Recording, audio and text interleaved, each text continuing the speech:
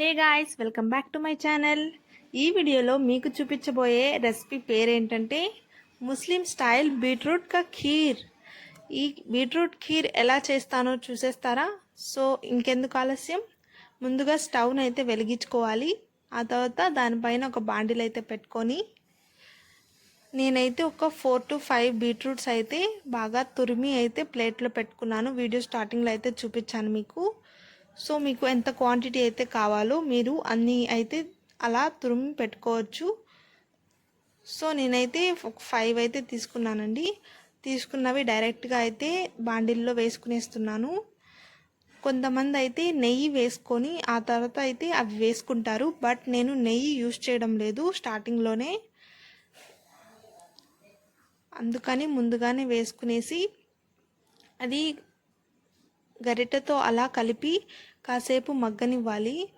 So అలా కలిపిన తర్వాత ఒక 4 ఇలాచీ అయితే దంచి మనం వేసుకోవాల్సి ఉంటుంది. అది కూడా బాగా దానికి పట్టేలా కలపాలి. ఇలాచీ అనేది మనకు ఫ్లేవర్ని అయితే ఇస్తుంది, మంచి ఫ్లేవర్. పాయసంలో కూడా అన్నిట్లో యూస్ చేస్తాం కదా. సో ఇలాచీ అయితే స్వీట్స్లో కొన్నిట్లో కంపల్సరీగా అయితే వెయ్యాలి. సో అలా వేసాక నేనైతే మూత పెట్టేశాను, కాసేపు మగ్గనివ్వాలి. తర్వాత అయితే నేను మూత తీసి ఎలా ఉందో చూపిస్తున్నాను చూడండి. కొంచెం నీళ్ళు అనేది ఊరాయి చూసారా, అందుకే నేను నెయ్యి యాడ్ చేయలేదు. నీళ్ళు ఊరిన తర్వాత అయితే మనమైతే నెయ్యి అనేది యాడ్ చేసుకోవచ్చండి. నేను ఇక్కడ 4 or 5 బీట్రూట్స్ తీసుకున్నందుకు ఒక 3 టేబుల్ స్పూన్స్ ఆఫ్ నెయ్యిని అయితే యూస్ చేశాను. సో మీరు ఎంత నెయ్యి అయితే యూస్ చేసుకోవాలనుకుంటున్నారో అది మీ చాయిస్ అండి. మీరు తీసుకునే బీట్రూట్ క్వాంటిటీని బట్టి మీరైతే నెయ్యిని యాడ్ చేసుకోవచ్చు. సో నేను ఇక్కడ 3 టేబుల్ స్పూన్ అన్నాను కదా, సో ఇదేనండి వేసేసుకుంటున్నా. బీట్రూట్ కలర్ కూడా కొంచెం చేంజ్ అయింది చూసారా. సో ఆ విధంగా అయితే రావాలి. వచ్చాక నేను నెయ్యి యాడ్ చేసుకునేసి దానికి బాగా కలిసేలాగా అయితే కలుపుకునేస్తాను. నా ఇంతకుముందు వీడియోస్లో చూసినట్టయితే బీట్రూట్ దోశలు అయితే వేసి చూపించాను ఎలా వేయాలో. సో అది నార్మల్ బీట్రూట్ జ్యూస్తో అయితే చేయలేదండి, బీట్రూట్ తురిమాను కదా దాంతోనే నేనైతే దోశలు అయితే రెసిపీ అయితే చేశాను. సో ఆ వీడియో కూడా చూడండి. సో ఇంకా మూత తీసి బాగా మగ్గనిచ్చిన తర్వాత మూత అయితే తీసేసి నేను పాలనైతే వేసుకున్నానండి, ఒక గ్లాస్ ఫుల్గా. మీకు ఎంత క్వాంటిటీకి అయితే తీసుకుంటున్నారో అంతే వేసుకోవాలి పాలు కూడా. సో నేను ఎక్కువ తీసుకున్నాను కాబట్టి పాలు కూడా కొంచెం ఎక్కువే వేసుకున్నానండి టేస్ట్ కోసం. సో అలా వేసేసుకొని గరిటెతో బాగా కలిసేలాగా కలిపేసి మళ్ళీ దాన్ని ఒక 4 to 5 మినిట్స్ అయితే మనం మగ్గనివ్వాలి. సో మళ్ళీ నేను కలిపిన తర్వాత మూత అయితే పెట్టేసుకుంటున్నా. మీకు ఇంకో రెసిపీ కూడా నేను వీడియో చేసి పెడతానండి. అదేంటంటే అందరికీ క్యారెట్ హల్వా అనేది ఐడియా ఉందా? సో ఇప్పుడు బీట్రూట్ ఎలా అయితే చేశానో క్యారెట్తో కూడా మనం సేమ్ అదే విధంగా అయితే చేస్తాము.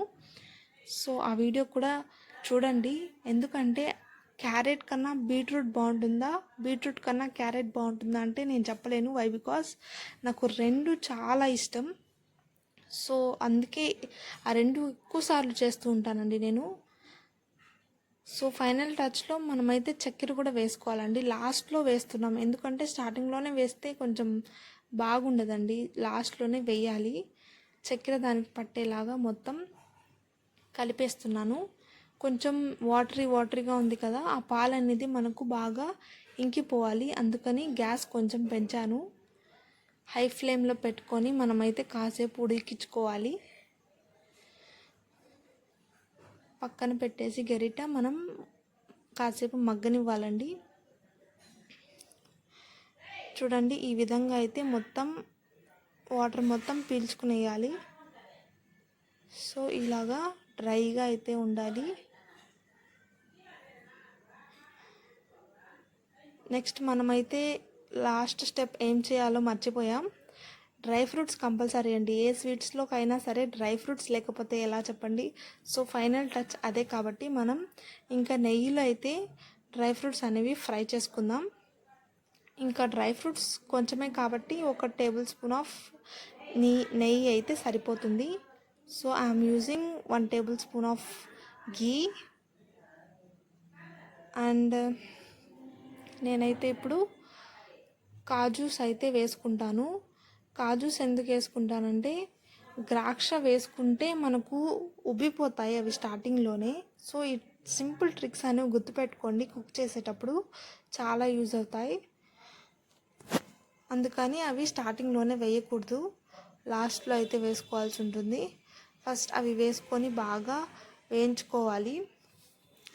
గోల్డెన్ బ్రౌన్ కలర్ వచ్చేంత వరకు మనం బాగా వేయించుకోవాలి. ఆ తర్వాత అయితే కనుక మనం గ్రేప్స్ అనేవి యాడ్ చేసుకోవచ్చు.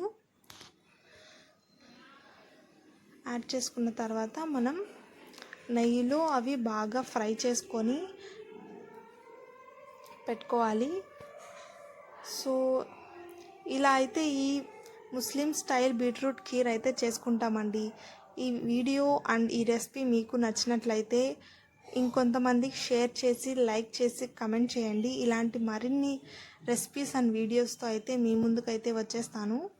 సో మీకు ఎలాంటి కంటెంట్ కావాలన్నా నన్ను అడగండి, కమెంట్లో అడగండి, నేనైతే తప్పకుండా చేస్తాను. చూసారా, ఇక్కడ డ్రై ఫ్రూట్స్ గోల్డెన్ బ్రౌన్ కలర్లో అయితే వచ్చేసాయి.